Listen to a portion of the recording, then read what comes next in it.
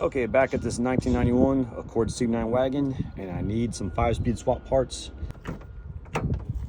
Specifically, I need the 1 gauge from the gauge cluster right here, which is your temperature and fuel gauge. That does not have the automatic shift indicator right there in the center. I'm gonna go ahead, pull the gauge cluster out and remove that 1 gauge because I don't need the whole gauge cluster. All right, let's go ahead and get started. Okay, about 5 minutes later, removing the gauge cluster from the gray CB9 wagon. Got the gauge cluster right here, took the top plastic off, removed the screws from the back side of this gauge, and this is the gauge piece that we need for the 5-speed conversion. So I'm gonna go ahead, pack this up carefully in the plastic bag because I don't need this whole entire gauge cluster. And then we'll go ahead and see what the damage is at the cashier.